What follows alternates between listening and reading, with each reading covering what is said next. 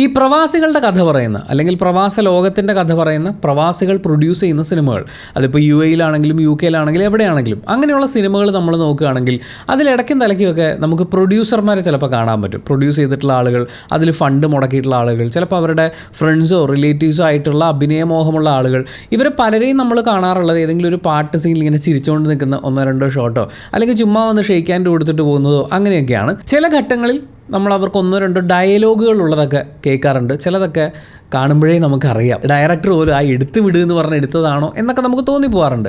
ഈ സിനിമ കണ്ടുകൊണ്ടിരുന്ന സമയത്തും തുടക്കത്തിലേക്ക് ഇടി വാങ്ങാൻ വന്ന ചില ആൾക്കാരെ കണ്ടപ്പോൾ മീശയും ഫിറ്റ് ചെയ്ത് ഇവർക്കൊരു ഡയലോഗും ഒക്കെ കൊടുത്തിട്ട് ചുമ്മാ വന്ന് ഇടി വാങ്ങിച്ചിട്ട് പോയാൽ മതി, എന്നാലും ഒരു ഡയലോഗ് കൊടുത്ത് കുറച്ച് നേരം അവരിങ്ങനെ സ്ക്രീനിൽ കാണിക്കുന്ന പോലത്തെ അത് ചുമ്മാ വർത്താനം കേൾക്കാൻ വേണ്ടി നിൽക്കുന്ന ഗുണ്ടയില്ലേ, അയാൾക്ക് വരെ കുറച്ച് ക്ലോസപ്പ് കൊടുത്ത് കുറച്ച് സമയം ഇങ്ങനെ ആ ഷോട്ട് കാണിക്കുകയാണ്, ഇത് രജിസ്റ്റർ ആവാൻ വേണ്ടിയിട്ടെന്നുള്ള രീതിയിൽ.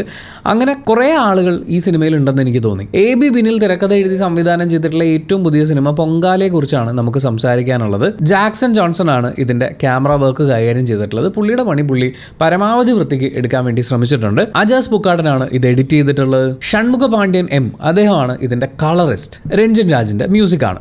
സിനിമയെക്കുറിച്ച് വളരെ ചുരുങ്ങിയ വാക്കുകളിൽ പറയാനാണെങ്കിൽ, ഞങ്ങളൊക്കെ സ്കൂളിൽ പഠിക്കുന്ന, ഞാൻ UP സ്കൂളിൽ നിന്ന് ഹൈസ്കൂളിലേക്ക് എത്തുന്നതിന് മുമ്പോ ശേഷമോ ഏകദേശം ആ ഒരു ടൈമിലൊക്കെയാണ് ഈ സ്റ്റോപ്പ് വയലൻസ് എന്നൊക്കെ പറയുന്ന പോലത്തെ സിനിമകൾ, നമ്മുടെ പൃഥ്വിരാജിന്റെ സിനിമ, അതിനുശേഷം പിന്നെ ബിഗ് ബി, ഇങ്ങനെയൊക്കെയുള്ള സിനിമകളൊക്കെ കണ്ടു കഴിഞ്ഞപ്പോൾ ഇത്തരം ഒരു പാറ്റേൺ, ഈ കൊച്ചിയിലെ ഗുണ്ടാ സംഘങ്ങൾ എന്നൊക്കെ പറയുമ്പോൾ നമ്മൾ കൂട്ടുകാർ തന്നെ ഇങ്ങനെ ആലോചിച്ച് അങ്ങനെയൊക്കെ നമ്മൾ കഥകളൊക്കെ പറഞ്ഞുണ്ടാക്കുക, കോളേജിൽ പഠിക്കുന്ന സമയത്ത് നമ്മൾ ഒരു സ്റ്റോറി ബിൽഡ് ചെയ്യുക എന്നൊക്കെ പറയുന്ന അത്തരം ഘട്ടങ്ങളിൽ എവിടെയൊക്കെയോ ആലോചിച്ചിരുന്ന ആ സിനിമകളൊക്കെ ഇറങ്ങിയിരുന്ന കാലത്ത് നമ്മളോടൊരു കഥ ഉണ്ടാക്കാൻ പറഞ്ഞാൽ നമ്മൾ ആലോചിച്ചുണ്ടാക്കുമായിരുന്ന പോലത്തെ ഒരു കഥ, അതിൻ്റെ ഒരു എക്സ്റ്റൻഷൻ. അതിനപ്പുറത്തേക്ക് ഈ കഥയിൽ എന്തെങ്കിലും ഉണ്ട് പുതുമയുള്ളത് എന്നെനിക്ക് ഫീൽ ചെയ്തിട്ടില്ല. അതിൻ്റെ കൂടെ ഒരു നിർവികാര ഭാസിയും അദ്ദേഹത്തിൻ്റെ ഒരു വികാരവും ഇല്ലാത്ത പ്രണയവും പകയും ഒക്കെ നമുക്ക് ഈ സിനിമയിൽ കാണാൻ പറ്റും. ഇടിയാണ് ഈ സിനിമയിൽ എന്നെ ഏറ്റവും കൂടുതൽ അട്രാക്ട് ചെയ്തിരുന്നൊരു ഘടകം ഇതിൻ്റെ ടീസേഴ്സ് ഒക്കെ വന്ന സമയത്ത്. പക്ഷേ സിനിമയിൽ ഇടി ടീസറിൽ കാണുന്ന പോലെയല്ല, ഒരു ആവറേജ് ഇടി മാത്രമേ ഉള്ളൂ. കുറച്ചും കൂടി ചുരുക്കി പറയാനാണെങ്കിൽ ജസ്റ്റ് ഒരു പാസബിൾ മൂവി. സിനിമ കഴിഞ്ഞ്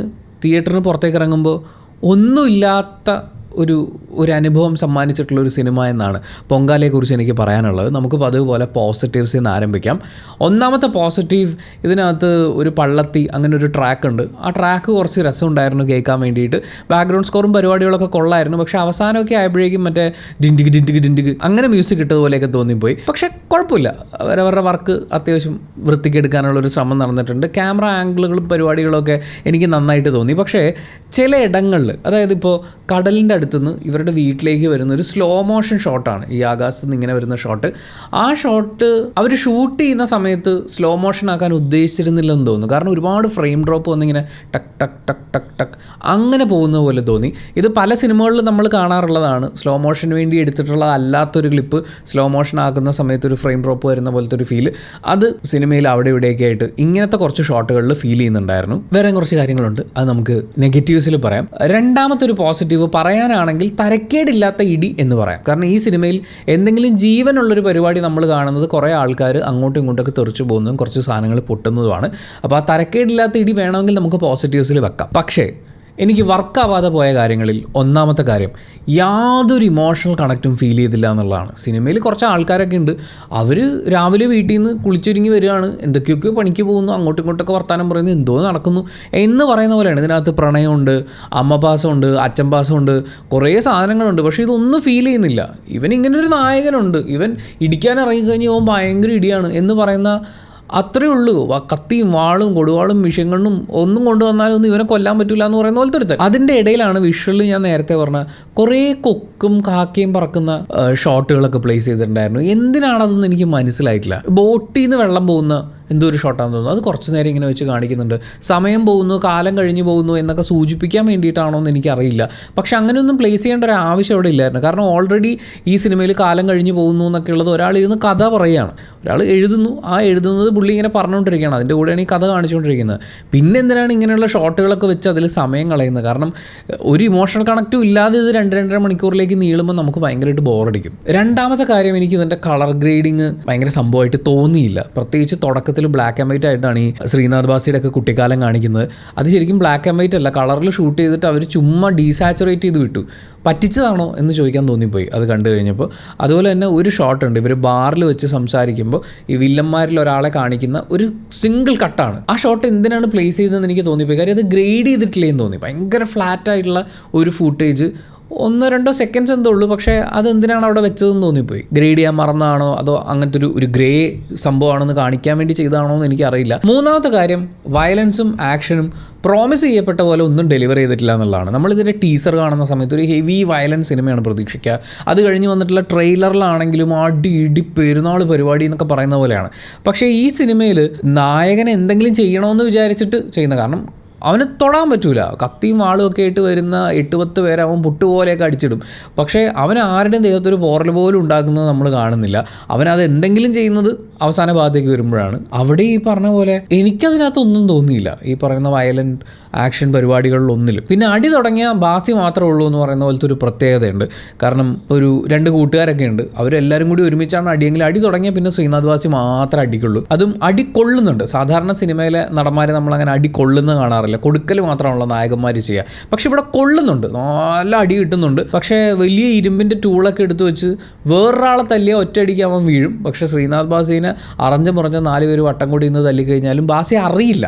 ചില അടിയൊന്നും പുള്ളി അറിയുന്ന പോലും ഇല്ലയെന്ന് തോന്നിപ്പോയി. പിന്നെ പറയേണ്ട ഒരു വലിയ പോരായികയായിട്ട് എനിക്ക് തോന്നിയത് ഇതിലെ പെർഫോമൻസുകളാണ്. എസ്പെഷ്യലി ശ്രീനാഥ് ബാസി ഒരു ഡെഡ് ഫീലായിരുന്നു. ഒരു താല്പര്യമില്ല, പുള്ളീനെ നിർബന്ധിപ്പിച്ച് ചെയ്യിപ്പിച്ചതാണോ എന്നൊക്കെ പല സമയത്തും തോന്നിപ്പോയി. പുള്ളി ഈ നായികയോട് ചോദിക്കുന്ന ചോദ്യമൊക്കെ ഉണ്ട്, നീ ഇങ്ങനെ എൻ്റെ പുറകെ നടക്കല്ലേ എന്ന് പറയുന്ന പോലത്തെ ഒരു ആറ്റിറ്റ്യൂഡാണ് മൊത്തത്തിൽ എനിക്ക് ആ സിനിമയിൽ ഫീൽ ചെയ്തിട്ടുണ്ടായിരുന്നത്. ഞാൻ ഇവർക്ക് വേണ്ടിയാണ് നിൽക്കുന്നത്, അല്ലെങ്കിൽ ഇവരുടെ മുന്നിൽ ഞാൻ നിൽക്കുന്നത് എനിക്ക് ഇവരോടുള്ള ഇഷ്ടം കൊണ്ടാണ്. അത് ക്യാരക്ടറിലും എസ്റ്റാബ്ലിഷ് ചെയ്യാൻ പറ്റിയിട്ടില്ല. ക്യാരക്ടറൈസേഷൻ പാർട്ടിൽ അത് വർക്കായിട്ടില്ല. അതിൻ്റെ കൂടെ തന്നെ പെർഫോമൻസിൽ നമുക്ക് വർക്കാവുന്നില്ല. ഇതിൽ കാമുകയുണ്ട്.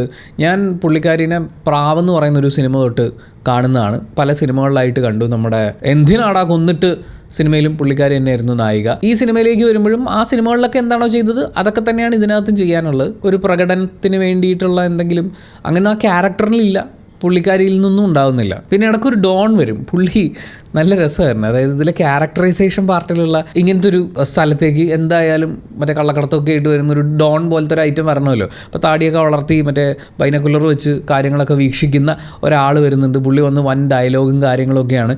അതിനകത്ത് പുള്ളി തന്നെ പറയുന്നത് എന്നെ ഡോണിന് വിളിക്കണം എന്നാണ്. അപ്പോൾ ഡോണേട്ടാന്ന് തിരിച്ച് വിളിക്കുന്നത് നമ്മൾ കേൾക്കുന്നുണ്ട്. അത് കോമഡിക്ക് വേണ്ടി ചെയ്തതാണോ അതോ സീരിയസ് ആയിട്ട് ചെയ്തതാണോ എന്ന് എനിക്കറിയില്ല. പക്ഷേ ഈ ഡോണേട്ടിനൊരു പ്രത്യേകതയുണ്ട്.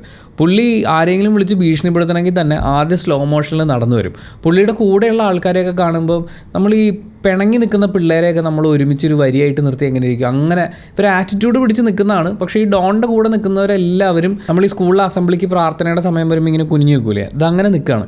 അപ്പോൾ ഇങ്ങനെ ഇവരെയും കൂട്ടിയിട്ട് പുള്ളി സ്ലോ മോഷനിൽ വരും. എന്നിട്ട് ഒരു മേശപ്പുറത്ത് കുറേ കാടൊക്കെ അടുക്കി വെക്കും. ആ കാടൊന്നും അവിടെ ഇല്ല, പുള്ളി വന്ന് മേശപ്പുറത്തിരിക്കുമ്പോൾ കാടൊക്കെ അടുക്കി വെക്കും. വേറെ എന്തൊക്കെയോ സാധനങ്ങളൊക്കെ സെറ്റ് ചെയ്ത് വെച്ചിട്ട് എന്നിട്ട് ഈ കാടിൻ്റെ മുകളിൽ ഇങ്ങനെ വിരലിങ്ങനെ അണക്കിക്കൊണ്ടിരിക്കുമ്പോൾ കൂടെയുള്ള ആൾ ഫോൺ വിളിക്കും. എന്നിട്ടാണ് പുള്ളി ഫോൺ വിളിച്ച് ഭീഷണിപ്പെടുത്തുന്നത്. ഇങ്ങനത്തെ കുറേ സാധനങ്ങളുണ്ട് സിനിമയിൽ. ഇതിൻ്റെയൊക്കെ കൂടെയാണ് ഈ സിനിമയിൽ കഥ പറയുന്നത് ഒരു സഖാവാണ്. സിനിമ തീർന്നു കഴിയുമ്പോൾ ലാൽ സലാം സഖാവ് എന്നൊക്കെ എഴുതി കാണിക്കുന്നുണ്ട്. എന്തിന്? അവൻ എന്താണ് ഈ നാടിന് വേണ്ടി ചെയ്തത്? അവൻ എന്താണ് പാർട്ടിക്ക് വേണ്ടി ചെയ്തത്? അത് കഴിഞ്ഞ് ചെഗ്വേരേനെയൊക്കെ കാണിക്കുന്നു. ഈ ശ്രീനാഥ് ബാസി മുടി നീട്ടി വളർത്തിയിട്ട് ചെഗ്വേരനെ പോലെ ഉണ്ടാകുമെന്ന് കരുതി അങ്ങനെ ചെയ്തതാണോ? എന്താണ് എനിക്കതിൻ്റെ പ്ലേസ്മെൻ്റ് എന്ന് മനസ്സിലായില്ല. എന്തിനാണ് അവിടെ ഒരു രാഷ്ട്രീയക്കാരൻ എന്നുള്ളത് മനസ്സിലായില്ല. പിന്നെ ഈ സിനിമയിൽ ഒരു narcotics is A dirty business എന്ന് പറയുന്ന ഒരു സെഗ്മെൻറ്റ് വരുന്ന സമയത്ത് സിഗരറ്റ് വലിച്ചുകൊണ്ട് പോയിട്ടാണ് മറ്റേതിനെ പിടിക്കാൻ വേണ്ടിയിട്ട് ഈ പുള്ളി പോകുന്നത്. ഇത് ഭയങ്കര സ്റ്റൈലായിട്ട് കാണിച്ചിട്ട് narcotics is A dirty business എന്ന് പറയുന്ന പോലെ ഇവിടെ യുദ്ധം തിന്മയും തമ്മിലല്ലേ സാറേ എന്ന് ചോദിച്ചിട്ടുള്ളതും ലാലേട്ടൻ തന്നെ ആയതുകൊണ്ടായിരിക്കാം സിഗരറ്റ് വലിക്കുന്നത് നല്ല സ്റ്റൈലായിട്ട് കാണിക്കുന്ന ഒരു സിനിമയിൽ ഡ്രഗ്സിനെതിരെയുള്ള പോരാട്ടം നടക്കുന്നത്. പിന്നെ ഓഫ് കോഴ്സ് ഞാനത് കുറച്ച് കാണുന്നില്ല. നമ്മൾ ഈ സിന്തറ്റിക് ഡ്രഗിനെതിരെയുള്ള പോരാട്ടം എന്ന് പറയുന്നത് വളരെ ശക്തമാക്കേണ്ട സമയം കഴിഞ്ഞു. അതുണ്ടാക്കുന്ന വിപത്തുകൾ എന്ന് പറയുന്നത്, ഇനി നമ്മളെ കാത്തിരിക്കുന്ന വിപത്തുകൾ എന്നൊക്കെ പറയുന്നത് അത്ര വലുതാണ്. അതിനെതിരെ ചെറുതെങ്കിൽ ചെറുതെന്ന് പറയുന്നൊരു സന്ദേശം കൊടുക്കാൻ പറ്റുകയാണെന്നുണ്ടെങ്കിൽ വളരെ നല്ല കാര്യമാണ്. പക്ഷേ ഇപ്പുറത്തെ ഈ സാധനം ഭയങ്കര സ്റ്റൈലിഷായി കാണിച്ചുകൊണ്ടാണ് അതിനെ എതിർക്കാൻ ശ്രമിക്കുന്നത് എന്ന് പറയുന്നൊരു സംഭവം സിനിമയിൽ ശ്രദ്ധിച്ചു. പിന്നെ പോലീസുകാരുടെ കുരുട്ട് ബുദ്ധി എന്നൊക്കെ പറഞ്ഞ് ഒരു സഖാവ് ഒരു ഡയലോഗ് പറയുന്നുണ്ടായിരുന്നു. പക്ഷേ ഇതിൽ പോലീസുകാരെവിടെ? പോലീസുകാർ ഇങ്ങനെ നോക്കുകുത്തികളെ പോലെ വെറുതെ നിൽക്കുന്നു എന്ന് പറയുന്നൊരു പരിപാടി മാത്രമേ ഉള്ളൂ. അവരെന്തോന്ന് കുരുട്ട് ബുദ്ധി കാണിച്ചു ഞാൻ കണ്ടില്ല സിനിമയിൽ. ഈ സിനിമയിൽ കുറേ അടികളുണ്ട്. ഒരു ഗ്രൗണ്ട് അടിയുണ്ട്, പൂരപ്പുറം അടിയുണ്ട്, ഹാർബറിൽ കിടന്നുള്ള അടിയുണ്ട്. അതിൽ ഈ ഫസ്റ്റത്തെ ഗ്രൗണ്ട് അടിയിൽ ഞാൻ വിചാരിച്ചു ശ്രീനാഥ് ബാസി വന്ന് കുറേ അടിക്കുമെന്നുള്ളത്. പക്ഷേ അത് കോമഡിക്ക് വേണ്ടി ചെയ്തതാണോ അതൊന്നും മനസ്സിലാകുന്നില്ല. ചില സീനുകൾ, ചില ഡയലോഗുകൾ അത് ഇതൊരു കോമഡിക്ക് വേണ്ടി ചെയ്യുന്നതാണോ അതോ ഇതാണ് പഞ്ച് എന്ന് പറഞ്ഞിട്ട് ചെയ്യുന്നതാണോ അതൊന്നും എനിക്ക് മനസ്സിലായിട്ടില്ല. ആദ്യത്തെ അടിയുടെ സമയത്ത് അവിടെ ബോംബെയിൽ നിന്ന് വരുന്ന ഒരാളെന്നൊക്കെ പറയുന്ന അതൊക്കെ എനിക്ക് കുറച്ച് കോമഡി ആയിട്ട് തോന്നി. എന്തായാലും പ്രത്യേകിച്ചൊരു ഫീല് ജനറേറ്റ് ചെയ്യാത്ത, ഒരു ഇമോഷനും ഒരു കണക്റ്റും ഫീൽ ചെയ്യാതെ എന്തെങ്കിലും ഒന്ന് വരുമായിരുന്നെങ്കിൽ, കുറച്ചും കൂടി പഞ്ചിങ് ആയിട്ടുള്ള ഇടിയെങ്കിലും ഉണ്ടായിരുന്നെങ്കിൽ. ഞാൻ അങ്ങനെ തമിഴിലും തെലുങ്കിലും ഒക്കെ കുറേ സിനിമകൾ കണ്ട് ഇഷ്ടപ്പെട്ടിട്ടുള്ള ആളാണ്. വാരി കെട്ടിയുള്ള ഇടി, നല്ല സൗണ്ട് എഫക്റ്റിൽ ആൾക്കാരൊക്കെ ഇങ്ങനെ പറന്നു പോകുന്ന പോലത്തെ ഇടിയൊക്കെ എനിക്ക് കണ്ടിരിക്കാൻ ഭയങ്കര ഇഷ്ടമാണ്. ഒരു ഇമോഷനോട് കൂടിയുള്ള അതിൻ്റെ പേരിലുള്ള വയലൻറ്റ് ആക്ഷനും പരിപാടികളൊക്കെ അതും നമുക്ക് ഇൻട്രസ്റ്റിംഗ് ആയി ഫീൽ ചെയ്യാറുണ്ട്. പക്ഷേ ഈ സിനിമയിൽ എനിക്ക് ഈ പറയുന്ന ആ ഒരു സാധനങ്ങളൊന്നും ഫീൽ ചെയ്തിട്ടില്ല. ജസ്റ്റൊരു പാസബിൾ പടം എന്നുള്ളതിനപ്പുറത്തേക്ക് പിന്നെ കുറേ പുതുമുഖങ്ങളുണ്ട്, പുതിയ കുറേ മുഖങ്ങൾ കണ്ടു. അതിൽ ചിലതൊക്കെ ഭാവിയിൽ അവരിനിയും നല്ല സിനിമകളൊക്കെ കിട്ടി വന്നാൽ സന്തോഷം. അതിൻ്റെ കൂടെ ഈ സിനിമയിൽ ഒരുപക്ഷെ ഏറ്റവും കൂടുതൽ അടി നടക്കേണ്ടിയിരുന്നത് ഇതിൻ്റെ തിരക്കഥയിലായിരുന്നു എന്നുള്ള ഒരു പേഴ്സണൽ ഒപ്പീനിയൻ കൂടി പങ്കുവച്ചുകൊണ്ട് നമ്മൾ ഈ വീഡിയോയുടെ വൈൻഡപ്പ് ചെയ്യാണ്. ഞാൻ ഈ വീഡിയോയിൽ പറഞ്ഞിട്ടുള്ളത് മുഴുവൻ സിനിമയെക്കുറിച്ചുള്ള എൻ്റെ പേഴ്സണൽ ഒപ്പീനിയനാണ്. സിനിമ ഓരോരുത്തർക്കും ഡിഫറൻ്റാണ്. ഓരോ സിനിമയും തിയേറ്ററിൽ കണ്ട് വിലയിരുത്തപ്പെടേണ്ടത് തന്നെയാണ്. അങ്ങനെ ഈ സിനിമ തിയേറ്ററിൽ കണ്ടിട്ടുള്ള ഒരാളാണ് നിങ്ങളെങ്കിൽ നിങ്ങളുടെ അഭിപ്രായങ്ങൾ കമൻറ്റ് ബോക്സിൽ രേഖപ്പെടുത്തുക. കമൻറ്റ് ബോക്സും കൂടി വായിച്ചിട്ട് സിനിമയ്ക്ക് പോകണോ വേണ്ടിയോ എന്ന് തീരുമാനിക്കുന്ന ഒരുപാട് ആളുകളുണ്ടാകും. അവർക്കതൊരു വലിയ സഹായമായിരിക്കും. Thank you so much for watching this video. ഇഷ്ടപ്പെട്ടാൽ ലൈക്ക് ചെയ്യുക, കമൻറ്റ് ചെയ്യുക, ഷെയർ ചെയ്യുക, സബ്സ്ക്രൈബ് ചെയ്യുന്ന കാര്യവും ഹൈപ്പ് ചെയ്യുന്ന കാര്യവും പരിഗണിക്കുക.